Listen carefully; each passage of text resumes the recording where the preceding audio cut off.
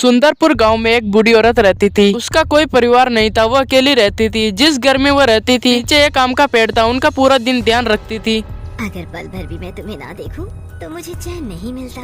जी करता है कि पूरे दिन तुम्हें ऐसे ही निहारती रहूं। ये बीच में कम वक्त रात क्यों आ जाती है? उस वक्त ही मुझे तुमसे अलग होना पड़ता है बस। तभी रामलाल अपनी साइकिल पे कहीं जा रहा होता है। बूढ़ी औरत को आम से बात करते हुए देखकर पूछता है, काकी, ओ काकी, ये क्या पूरे दिन आमों से ही बात करती रहती हो?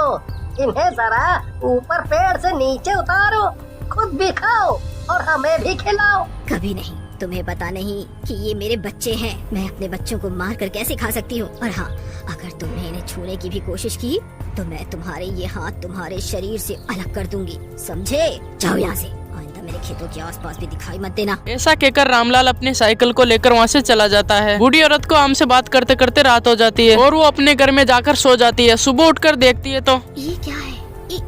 ये क्या? ये आम आज कम क्यों दिख रहे हैं? कल तो वो भी आम थे, पर आज वो जगह खाली है। इसका मतलब रात को कोई आया और मेरे आम चोरी करके ले। आम कम होने की वजह से वो रोने लगती है। तभी वहाँ पर 2 बच्चे आते हैं। काकी, बहुत भूख लगी है, क्या एक आम दोगी? एक मुझे भी, बस एक बार हाँ बोल दो आम देने के लिए, फिर हम खुद ही पेड़ पर चढ़कर आम तोड़ लेंगे। खबरदार, अगर किसी ने भी इन आमों को हाथ लगाया, आम क्या इस पेड़ के आसपास भी मत आना, वरना अच्छा नहीं होगा। अरे काकी, 2 ही आम तो मांगे हैं, दे दो ना। अगर तुम आम नहीं दोगी तो हम किसी दिन इन आमों को चुरा लेंगे। चुराने का नाम लेते ही उसे गुस्सा आ जाता है। वो पत्थर उठाती है और उनके पीछे भागती है। तभी वो बड़े पत्थर से टकरा जाती है और वहीं पे गिर जाती है और उसकी मौत हो जाती है। फिर वो चुड़ैल बन जाती है। मैं मर गई। मैं कैसे मर सकती हूँ? नहीं, ये नहीं हो सकता। अब मेरे आम, मेरे बच्चे मेरे बिना कैसे रहेंगे? अगर किसी को पता चला कि मैं मर गई हूँ तो वो मेरे सभी आम तोड़कर ले जाएंगे। मैं ऐसा कभी नहीं होने दूंगी। मैं मर गई तो क्या हुआ? अब मैं चुड़ैल हूँ। चुड़ैल बनकर भी मैं अपने आमों की रक्षा कर सकती हूँ। अब से मैं हमेशा इसी पेड़ पर रहूंगी। चुड़ैल अपने मरे हुए शरीर को आम के नीचे दफना देती है और वो चुड़ैल अपने आम पे रहने लगती है। एक बार मनोहर आम चोरी करने के लिए खेत में घुस जाता है। अब तो काफी रात हो गई है। सावित्री काकी इस वक्त गहरी नींद में होंगी।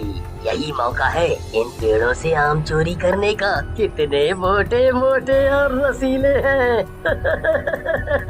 डबल दाम में बेचूंगा इन्हें तो मैं। हाँ। इससे पहले कि काकी उठे, मैं पेड़ पर चढ़कर कुछ आम तोड़ लेता हूँ। आम पर बैठी चुड़ैल ये सब देख रही होती है। मनोहर आम के ऊपर चढ़ता है तो चुड़ैल उसका गला दबा देती है। तेरी इतनी हिम्मत, इतनी रात को तू मेरे आम चोरी करने आया है? हाँ, मुझे तो लगता है पहले वाले आम भी तूने ही चोरी किए होंगे। एक तो चोरी, ऊपर से सीना चोरी। मुझे बता रहा है ये किसके आम है? तुझे पता नहीं चोरी करना कितनी बुरी बात होती है। इसका अंजाम तुझे भुगतना होगा। चुड़ैल बिना देरी करे उसके दोनों हाथ काट देती है और उसे आम के ऊपर लटका देती है और वो बेहोश होकर नीचे गिर जाता है। सुबह होते ही बहुत सारे लोग वहाँ पर जमा हो जाते हैं। ये तो मनोहर है, और इसकी ऐसी हालत किसने की?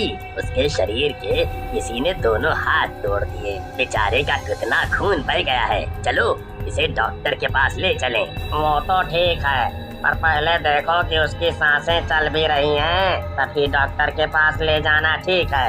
और उसके टूटे हुए दोनों हाथ कहाँ हैं? आसपास तो कहीं नहीं दिख रहे। हमें इसकी जानकारी इसके घर वालों को भी देनी चाहिए। 2 लोग उसे हॉस्पिटल के अंदर ले जाते हैं और कुछ लोग उसके हाथ को ढूंढने लग जाते हैं और सभी लोग बूढ़ी औरत के घर जाते हैं और उसे ढूंढते हैं। जाओ जाओ जाओ जाओ जाओ, तो मैं तुम्हें वहाँ नहीं मिलूंगी, क्योंकि मैं तो यहाँ हूँ।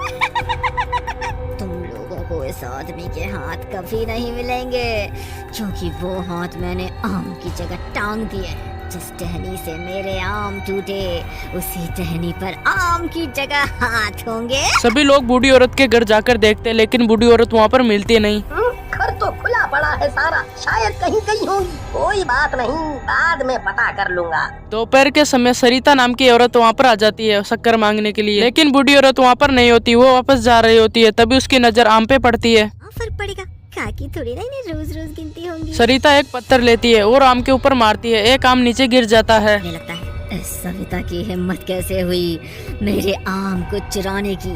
अभी बताती हूँ इसे। ये कौन बोला? ओए तू होती कौन है मुझे रोकने वाली? ये मेरी काकी के आम है। वो मुझे कभी मना नहीं करती किसी भी चीज के लिए। आम लेकर जा रही हूँ। चुड़ैल पेड़ से उतरकर सावित्री की चोटी पकड़ लेती है। ये तो चुड़ैल थी। मैं चुड़ैल से बहस कर रही थी। अब नहीं करूँगी। मुझे माफ कर दो और छोड़ दो। ये सभी आम तुम रख लो, पर मुझे जाने दो। ऐसे कैसे जाने दूं? आम चोरी किए हैं तुमने मेरे। इसकी सजा तो तुम्हें मिलकर रहेगी। चुड़ैल सरिता के हाथ उखाड़ने वाली होती है, तभी वहाँ पर बहुत सारे गांव वाले आ जाते हैं। छोड़ दो उसे काकी। एक आम चोरी करने की इतनी बड़ी सजा मत दो उसे।